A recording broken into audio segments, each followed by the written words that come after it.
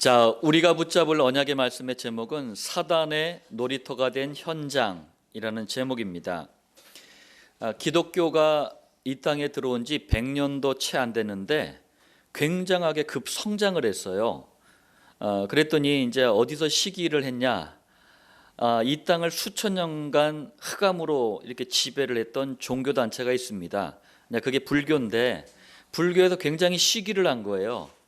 그래가지고 좀 머리가 돌아가는 스님들이 젊은 스님들을 교회 안으로 이제 파송을 한 거예요. 파송해가지고 야, 교회가 왜 저렇게 부흥을 하는지 한번 좀 알아봐라 한 거예요. 그래가지고 젊은 스님들이 이제 조사를 해가지고 몇 가지 이제 이유를 이게 밝혔는데 그 중에 하나가 교회는 찬송가가 있습니다. 찬송가. 그래서 우리도 그 비슷한 거 만들어야 됩니다. 해가지고 만든 게 찬불가예요.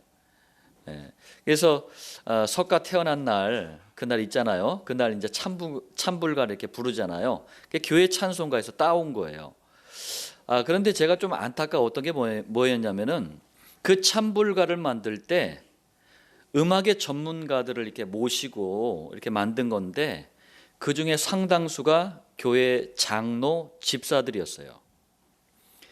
오늘 제목이 사단의 놀이터가 된 현장인데 여러분들 정말 현장을 보면서 이 제목을 의미 있게 붙잡는 그런 시간들 되시길 바랍니다. 서론입니다.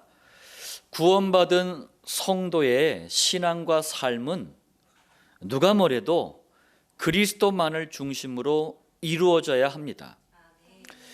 이것은 지극히 성경적이고 또 당연한 것이고 너무나 자연스러운 신앙과 삶의 원리이기도 합니다. 자, 제가 왜 이렇게 말씀을 드리냐면요, 교회 역사를 한번 보세요. 그리스도이신 예수님께서 직접, 그땐 직접이었어요. 직접 성경 39권을 통해서 구약만 있던 시대였지 않습니까? 성경 39권을 통해서 그리스도가 누군지, 그리스도가 무엇을 하셨는지 직접 말씀하신 거예요. 그걸 직접 들었던 사람들이 12사도와 70인 제자들이었어요. 이분들을 중심으로 만들어진 게 초대교회입니다. 자, 두 번째로 이 믿음의 사람들로부터 복음의 바통을 이어가도록 또 세워진 분들이 속사도들이에요.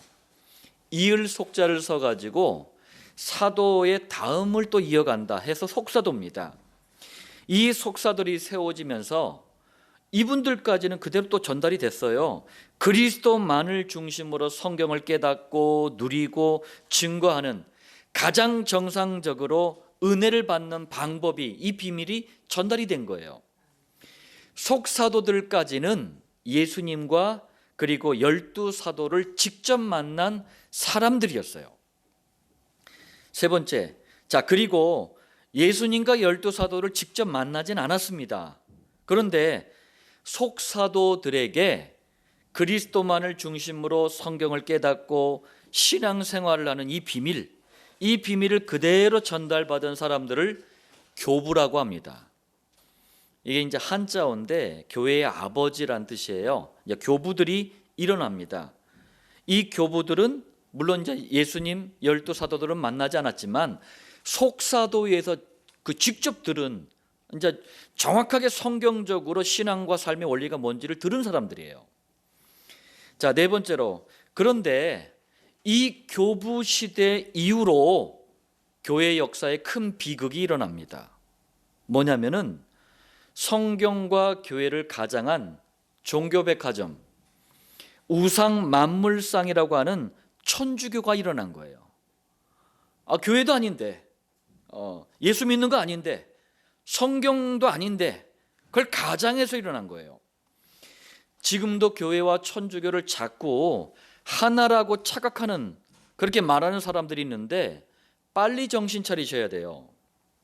천주교는 생명 그 자체인 복음과 완전히 다른 흑암에 잡힌 우상 종교 단체입니다.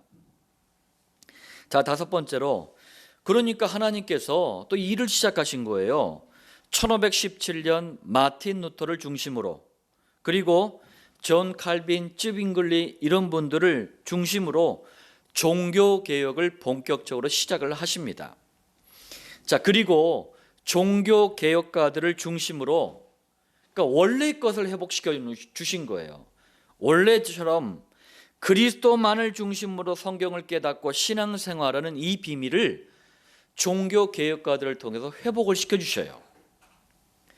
자, 여섯 번째로 이 종교 개혁에 또 가장 선두에 섰던 나라들이 영국, 네덜란드 이런 영어권 나라들이었어요.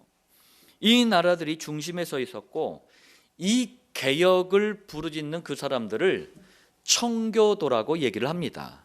영어로 퓨리탄이라 그래요.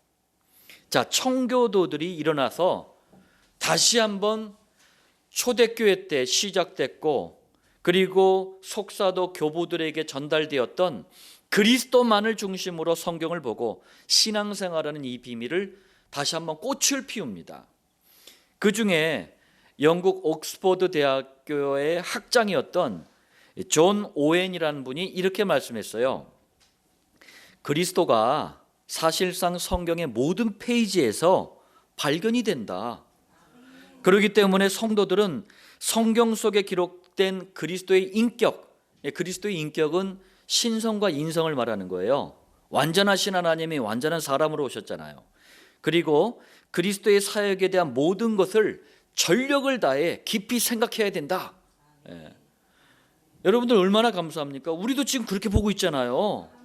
이게 교회의 역사 속에서 우리가 지금 성경을 보는 관점입니다. 또 그러면서도 이렇게 얘기했어요. 우리가 그렇게 한다 할지라도 이 땅에서 그리스도를 충분히 다하는 것은 불가능하다. 왜요? 바울이 고백했잖아요. 그리스도의 너비, 길이, 높이, 깊이 그걸 측량할 수가 없다. 성경의 모든 페이지를 다 뒤져도 그리스도를 다 깨닫는 것은 불가능합니다. 왜? 그리스도에 대한 지식은 끝이 없기 때문에 그래요. 자, 또 청교도였던 토머스 애덤스가 이렇게 말합니다. 그리스도는 성경의 모든 장, 거의 모든 줄에서 발견되고 예언되고 모형되고 예시되고 표시되고 증명돼 있다. 그래서 여러분들 성경 66권을 반드시 그리스도라는 안경을 쓰고 봐야 되는 거예요. 창세기 1장에서도 그리스도가 발견돼야 돼요. 요한계시록 22장에서도 그리스도가 발견돼야 돼요. 자, 또 그리스도가 성경의 목적이다 이렇게까지 말한 청교도 리처드 십스가 이렇게 말했습니다. 그리스도는 성경에 있어서 반지의 진주처럼 핵심이다. 그리스도는 성경의 모든 줄이 끝나는 목적이고 중심이다. 그리스도를 제거해봐라. 무엇이 남겠는가? 여러분들, 우리 믿음의 선배들이 그리스도를 이렇게 고백을 한 거예요. 그 믿음의 선배들 바탕 위에 임마누엘 교회가 저와 여러분들이 서 있는 겁니다. 제가 그래서 성경을 그리스도로 봐라, 이게 제 얘기가 아니에요.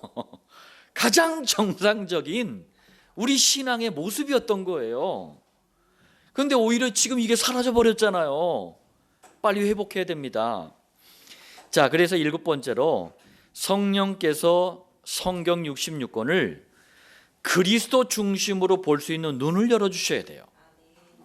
그 눈을 열어주실 때 오늘 제목처럼 사단의 놀이터가 된 현장이 보여집니다. 여러분들, 절대 그리스도의 눈이 안 열리면 현장이 안 보여요. 하나님께서 눈을 열고 보게 하길 원하시는 그 현장이 안 보여요. 그러니까 그냥 나만 보이는 거예요. 그 나도 복음이 없는 나는 제대로 된 나가 아니에요. 자, 사단의 놀이터가 된 현장이 보여져야지만 또 깨달아지는 게 있어요. 왜 복음만을 누려야 되는지, 왜 그리스도만을 증거해야 되는지 그 이유가 그때 깨달아지는 거예요. 그래서 제가 늘 얘기하지 않습니까? 복음이 발견되지 않으면 전도는 불가능하다. 복음이 발견되면 전도는 되어진다. 그 원리예요. 자, 오늘 서론의 말씀을 붙잡고 본론 첫 번째입니다. 여러분, 제가 쓰는 단어들의 표현에 유의하시길 바랍니다. 사단에게 완전히 붙잡힌 그 현장을 불신자 현장이라 그래요. 이 불신자 현장은 불행하게도 사단의 놀이터입니다. 복음 가진 자의 눈을 열고 불신자 현장을 보세요. 정말 불행하게도 사단의 놀이터로 보입니다. 자, 왜 그런가 보겠습니다. 첫 번째로 에베소서 2장 1절에 보니까 허물과 죄로 죽었던 너희를, 불신자들은요 원죄를 모릅니다. 조상들이 우상 숭배한 죄가 후대들에게 대물림되어 있다는 자체도 몰라요. 또 자기 스스로 알게 모르게 짓는 자범죄도 모릅니다. 그런데 여기서 모든 저주 재앙이 시작된다는 사실은 꿈에도 모릅니다. 그러니 진실하게 살면 되지 뭐, 선행하면 되지 뭐, 공덕, 공을 세우고 덕을 쌓는 걸 공덕이라 그래요. 공덕 쌓으면 행복해지겠지, 이렇게 생각을 해요. 그래서 만든 작품이 뭡니까? 그게 종교예요. 종교에는, 모든 종교는요 인간의 의로 인간 스스로 행복해질 수 있다는 가르침이 들어있어요. 이번 주에 석가모니가 태어난 날이 들어있습니다. 저희 매년마다 가족과 함께 절간 전도를 그때 가는데, 예전에 안산에서 1200년 된 봉은사라는 절간이 있어요. 그때 지금 그 절간 전도를 갔었는데 불상 앞에서 정말 불쌍하게 기도하더라고요. 불쌍하게 불상 앞에서 막 기도하는데 그 얼굴이, 표정들을 제가 쭉 유심히 봤어요. 행복에 대한 그 갈망, 이게 얼굴에 그대로 묻어나요. 그런데 깜짝 놀랐어요. 자기들이 절하는 불상 이름이 뭔 줄도 모르고 절을 해. 그리고 불경을 막 따라서 또 뭐 같이 막 읊어대요. 근데 불경 내용이 뭔 줄도 몰라. 심지어는요 이게 막 대웅전 예배당 본당처럼 대웅전 본당이 있고 뭐 옆에 막 별관처럼 이렇게 몇 개의 절간들을 만들어 놨는데, 거기가 보면 그림들이 있어요. 보니까 뭐 이렇게 뭐 산신 그림도 있고, 그리고 삼신할머니 그림도 있고 막 그러더라고요. 근데 그림이 뭔 줄도 몰라. 막 절을 하더라고요. 왜? 행복하다고 하니까 무조건 아는 거예요. 행복 준다고 하니까. 아닙니다. 원죄와 모든 죄부터 해결받아야 진정한 행복을 맛볼 수가 있어요. 죄 문제를 해결받을 수 없는 종교는 사단의 놀이터에 불과합니다.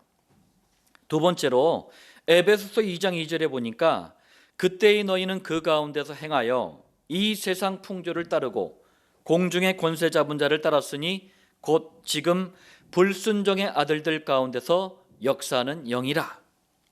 무슨 말이죠? 불신자는요 눈에 보이는 사단의 역사를 모릅니다. 그런데 이 사단의 역사로부터 모든 실패, 모든 고통이 온다는 사실을 요만큼도 모르고 있어요. 그러니 열심히 하면 되는 줄 알아요. 얼마나 열심히 사는지 몰라요. 최선을 다하고 막 죽어라 애쓰면 성공하는 줄 알아요. 그래서 만든 작품이 우상입니다. 모든 우상은요 성공을 애타게 소원하는 이 불신자들의 간절한 마음이 들어있어요. 그러나 그렇지 않습니다. 사단 문제부터 해결받아야 진정한 성공을 이룰 수 있는 거예요. 사단 문제를 해결받을 수 없는 우상은 사단의 놀이터일 뿐입니다. 세 번째입니다. 에베소서 2장 6절에 보니까 또 함께 일으키사 그리스도 예수 안에서 함께 하늘에 앉히시니, 이건 우리에겐 굉장히 축복의 말씀이에요. 구원받은 성도 여러분들을 그리스도께서 사망에서 일으키셔서 영원한 천국 보좌에 앉혀놓겠다, 그 약속입니다. 그러나 불신자에겐 지옥이 기다리고 있습니다. 영원한 형벌이 기다리고 있을 뿐이에요. 그리고 불신자는요 지옥 가야 될 이 운명으로부터 모든 허무, 방황, 이게 시작된다는 사실을 또 모르고 있어요. 그러니 인격을 수용하면 되는 줄 알아요. 수준을 높이고 윤리적이고 도덕적이면 평안이 오는 줄 알아요. 그래서 만든 작품이 바로 미신이에요. 불신자들이 만들어 놓은 모든 미신에는 평안을 애타게 갈망하는 불신자들의 마음이 들어있는 거예요. 그렇지만 절대로 그렇지가 않습니다. 지옥 문제부터 해결받아야 인간은 평안해지는 거예요. 지옥 문제를 받을 수 없는 미신은 사단의 놀이터입니다. 자, 본론 두 번째입니다. 사단에게 완전히 속고 있는 교인 현장은요, 불쌍하게도 사단의 놀이터가 되어버렸어요. 제가 완전히 속고 있는 교인 현장이라 그랬어요. 불신자는 다른 표현을 했습니다. 그리고 정말 불쌍해요. 사단의 놀이터가 되어버렸어. 자, 첫 번째로 왜 그런지 이유를 말씀드리겠습니다. 마태복음 16장 14절에 더러는 세리 요한, 더러는 엘리야, 어떤 이는 예레미야나 선지자 중에 하나이다. 자, 예수님을 세례를 주는 요한으로 알고 믿으면 이 겉모습은 그래요. 아주 정의로워 보여요. 세례를 주는 요한으로 알고 믿는 분들의 특징이 그래요. 정의로워 보여요. 그리고 아주 민주주의적으로 보여요. 그렇지만 원죄 사단 지옥은 해결되지 않습니다. 또 예수님을 엘리야로 알고 믿잖아요. 그런 분들 보면은 몸으로 늘 희한한 막 묘한 체험을 하고 막 경험을 하고 막 그렇습니다. 그런데 여전히 원죄 사단 지옥 문제는 이 해결되는 게 아니고 더 심각해져 버립니다. 입만 열면은 하나님 봤대. 어제 하나님과 식사하고 하나님이 자기 귀에 자꾸 얘기한대. 이렇게 떠드는 사람이 있어요. 아무리 얘기를 해도 거기 잡혀가지고 듣지를 않아. 근데 이 사람 사는 인생을 보잖아요. 고생이란 고생은 다 당해. 하여튼 그것도 재주야. 문제란 문제는 다 만나. 하여튼 없는 문제 있는 문제 다 끌어다가 만나요. 그때마다 죽을 고생을 합니다. 그러면서요 막 온갖 방법 수단 부리고 막 잔깨 부리고 막 입에 거품 물고 난리를 죽여요. 그런데 다른 사람 앞에서는요 시침이 뚝 떼요. 그러면서 아무 문제 없대. 자기는 평안하대. 막 하나님이 자기를 막 인도하신대. 예수님을 엘리야로 알면 인생이 심각해져 버립니다. 자, 예수님을 예레미야로 알고 믿잖아요. 그럼 다른 사람이 볼 때는 완전히 사랑의 사도야. 구제하는 사도야. 그렇지만 원죄 사단 지옥 문제가 떠나가지는 않습니다. 예수님을 선지자로 알고 믿잖아요. 그러면은 너무나 거룩한, 너무나 훌륭한 종교인처럼 보여요. 그렇지만 여전히 원죄 사단 지옥에 신음하고 있는 그런 상태일 뿐이에요.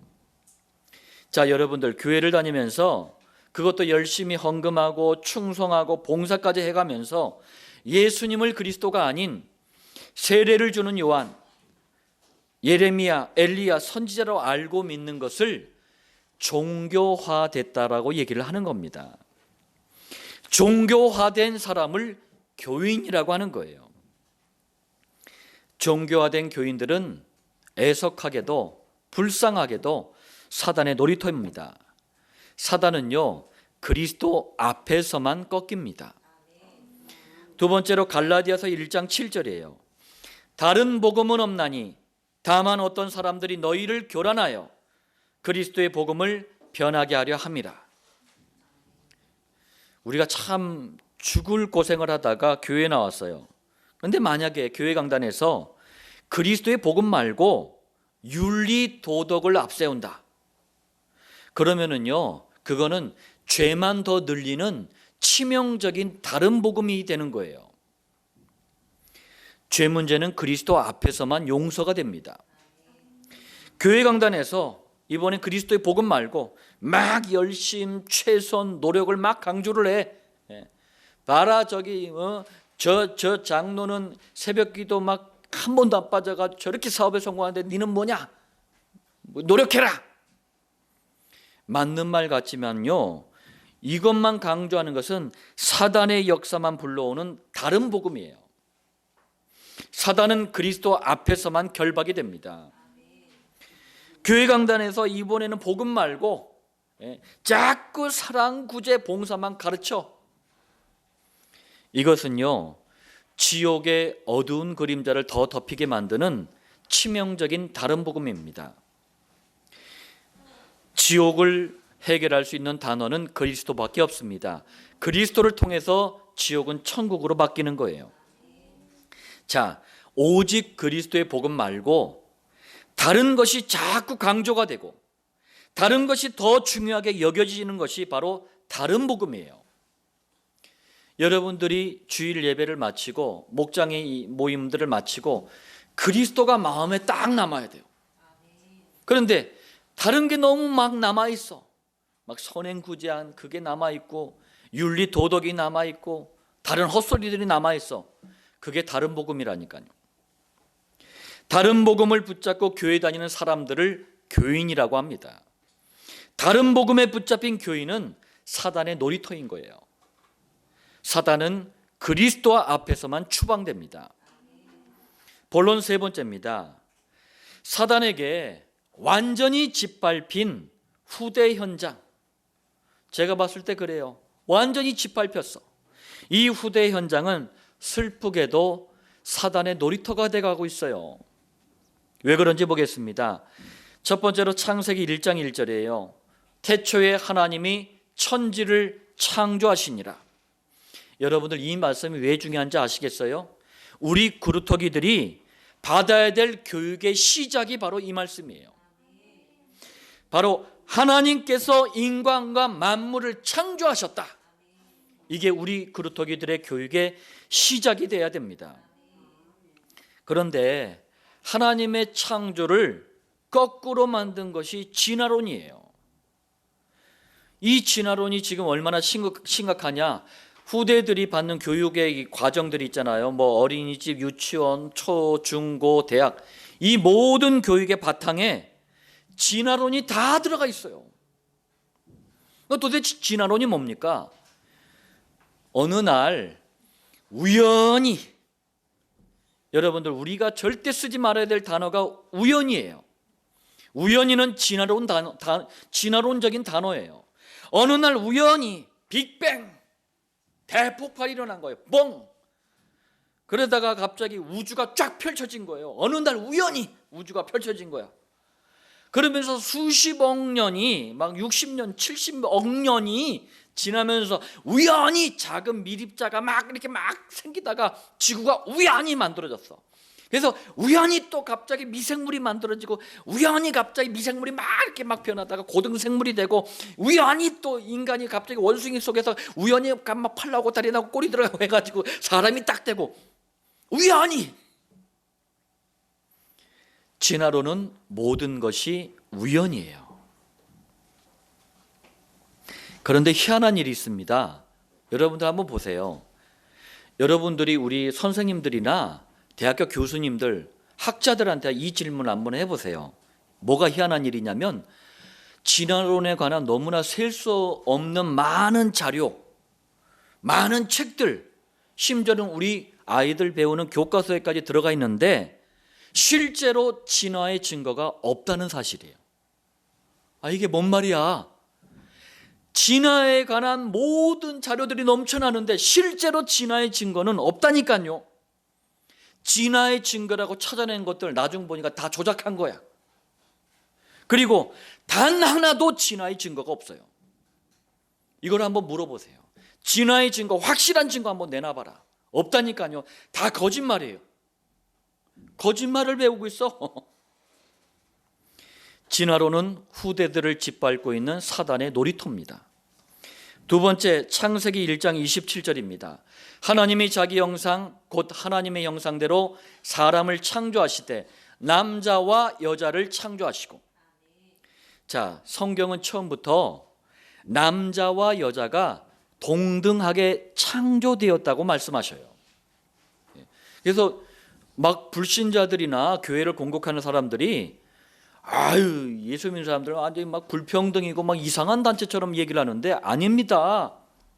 복음은요, 모든 사람을 평등하게 만들어요. 아니, 빌레몬서 한번 보세요. 노예예요. 노예가 도둑질하면 사형입니다. 그런데 그 노예가 도둑질해가지고 도망가다가 잡혀와서 바울이 있던 감옥에 같이 있던 거예요. 그런데 그 바울이 그 도둑놈에게, 그 노예에게 복음을 전한 거예요. 나중에 알고 봤더니 바울의 제자 빌레몬 집에 속해 있는 노예였어요. 그래가지고 바울이 개인적으로 편지를 쓴 거예요. 야, 노예 아니다. 더 이상 도둑놈도 아니다. 그리스도의 제자다. 받아들여라. 피해본 게 있다면 내가 변상해 주겠다. 그게 빌레몬서예요. 복음은 모든 사람을 평등하게 만드는 거예요. 그러나 여러분들, 질서가 있습니다. 남자는 남자다워야 하고 여자는 여자다워야 하는 거예요.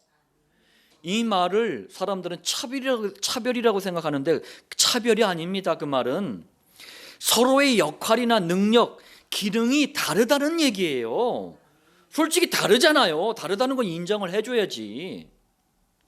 자, 그리고 남자와 여자를 창조하셨대요. 이건 무슨 말입니까? 남자와 여자, 이렇게 분명히 성적인 구별이 있다는 말씀이에요. 또한 남자와 남자를 창조하신 게 아닙니다. 여자와 여자를 창조하신 게 아니에요. 남자와 여자, 곧 남자는 여자와 여자는 남자와 결혼하도록 창조하셨다는 얘기예요. 이게 이 창조의 축복과 질서를 거꾸로 만든 게 바로 동성애입니다.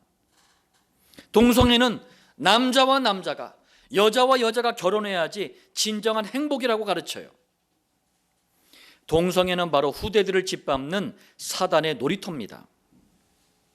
여러분들 LGBT라는 말씀 들어보셨죠? 이게 뭐냐면은 레즈비언, 그러니까 여자들끼리 사랑하는 거예요.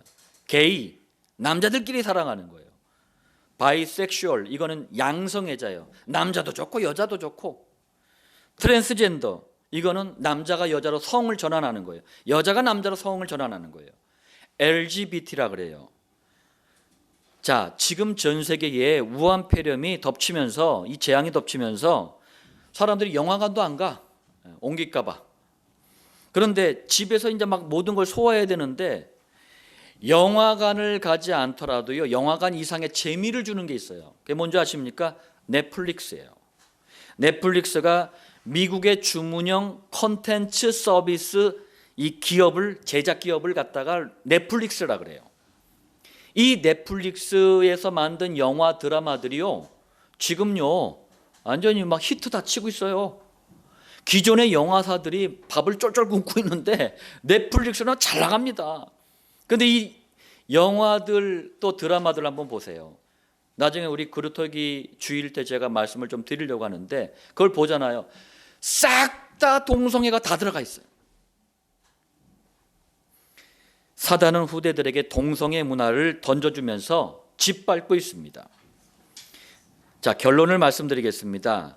오늘 본문 고린도전서 1장 10절부터 13절에 바울은 사단의 놀이터가 된 고린도 교회 현장에 대한 보고를 듣고 애통해합니다. 고린도 교회에 대한 보고를 듣고 너무 애통해요.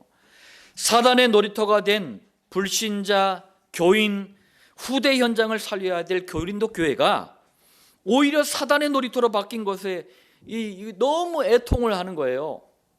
고린도 교회가 지금 이런 위기에 빠진 거예요.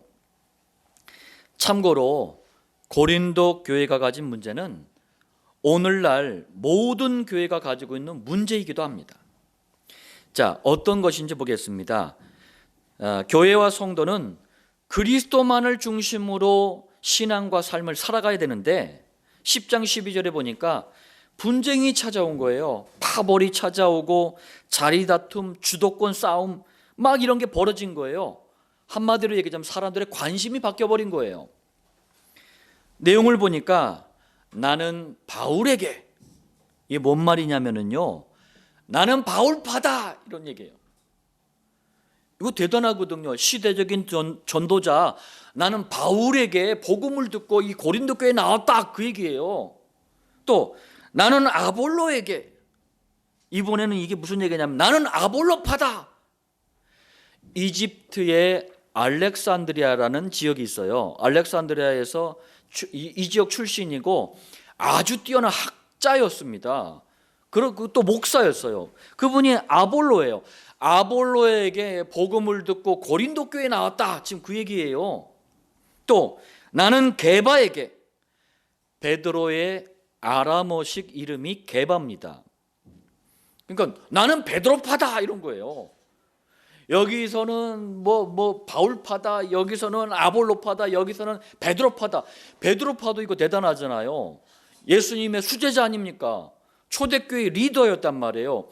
나는 그렇게 복음 듣고 완 베드로파다, 이런 거예요. 네 번째는 나는 그리스도에게 속한 자라. 이게 제일 세. 나는 그리스도에게 직접 복음을 들은 그리스도파다, 이런 거예요. 자, 이러면은 사단의 놀이터가 된 현장을 살릴 수가 없잖아요. 그래서 그리스도의 사람 바울이 1장 10절에 간단한 해답을 말씀합니다. 형제들아, 내가 우리 주 예수 그리스도의 이름으로 너희를 권하노니. 무슨 말입니까? 그리스도 이름으로 정말 부탁한다. 저도 말씀 받는 모든 분께 부탁합니다. 뭘 부탁합니까? 모두가 같은 말을 하고 같은 마음과 같은 뜻으로 온전히 합하라. 이게 무슨 말이죠? 그리스도만 듣고 그리스도만 말하고 그리스도만 누리고 그리스도만 증거해라, 그 말이에요. 같은 말은 예수가 그리스도다, 그 말만 해라. 이걸로 한 뜻을 품고 이것으로 한 마음을 가져라. 왜 그렇습니까? 여러분들 한번 보세요. 개인의 문제 얼마나 많습니까? 가정의 문제, 사회의 문제, 국가의 문제, 심지어는 교회의 문제 너무나 많아요. 그런데 이 모든 문제의 시작은 하나님 떠난 원죄입니다. 마귀의 자녀라는 비극적인 신분이에요. 지옥 가야 될 운명에서 시작된 거예요. 그렇다면 이것을 해결하는 유일한 해답은 그리스도밖에 없는 거예요. 그러니까 그리스도만 말하고 그리스도만 듣고 그리스도만 누리고 그리스도만 증거해라. 같은 말을 해라. 같은 마음과 같은 뜻을 품어라. 그리스도만을 중심으로 우리 예수님이 가르치셨고 초대교회 또 교부들, 속사도 교부들을 통해서 전달됐고 청교도를 통해서 이어졌고 지금 우리들을 통해까지 전달된 이 그리스도만을 중심으로 신앙과 삶을 살아가는 이 원리와 이 축복이 여러분들 이 한 주에 진정으로 더 깨달아지고 누려지시길 바랍니다. 그래야지만 사단의 놀이터가 된 불신자, 교인, 후대 현장을 살릴 수가 있어요. 이 일에 증인되는 여러분들 되시길 예수님의 이름으로 축복합니다.